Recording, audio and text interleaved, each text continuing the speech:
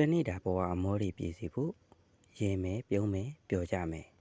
တခါကလင်မယားနှစ်ယောက်ရှိတယ်တဲ့ကိုသားဝဆိုသူကနှိမ့်စင်လိုမူးပြီးတော့မိမနဲ့မကြာခဏရံပြည့်စကားများတတ်ကြတယ်မိမဖြစ်သူကအကောင်းဆုံးနီလန်းကိုရှာပြီးတော့ဘုန်းကြီးကျောင်းကိုသင်္ကန်းသွားဝေ့ရန်တိုက်တွန်းလိုက်တယ်တနေ့တော့ကိုသားဝကသင်္ကန်းဝေ့ဖြစ်သွားတယ်တပတ်လောက်ကြာတဲ့အခါမှာတော့ဦးစင်းသားဝကလူဘဝနဲ့ဦးစင်းဘဝကိုစဉ်းစားတယ်အိမ်ထဲစားလို့ရှိရင်သင်္ကန်းဝေးရတာပို့ပြီးတော့အေးချမ်းတယ်။နှစ်လကြာတဲ့အခါမှာတော့လူထွက်ခြင်းစိတ်မရှိမိမဖြစ်သူကလူထွက်ရက်ကိုမျှော်နေတယ်။၃လရောက်တဲ့အခါမှာလည်းလူထွက်ဖို့အတန်မကြားတဲ့အခါမှာတော့တနေ့မှာမိမဖြစ်သူကဦးစင်းဖေဟာတပည့်တော်မတို့ရဲ့ချန်စီယိုဟာပေါက်ပြင်းနေပြီးတော့လူဝင်လူထွက်ခွေးဝင်ခွေးထွက်များနေပါတယ်ဖေဟာဘယ်လိုလုပ်ရပါမလဲဖေဟာဟာကပ်ပီယာကြီးရှိတယ်လေ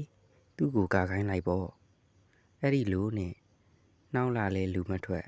ဒီတစ်ခါမှတော့ဦးစင်းဖေဟာမိုးတွေလဲကျလာပြီဖေဟာအင်ခေါင်မိုးလဲမလုံဘူးဘယ်လိုလုပ်ရမလဲဖေဟာကပ်ပီယာကြီးကိုလှုပ်ခိုင်းလိုက်ပေါ့နောက်တစ်လကြာလဲမထူးပါဘူးဘယ်လိုလုပ်ရမလဲနောက်တစ်နေ့တွင်ခြေထောက်ထောင်းနဲ့သွားပြီးတော့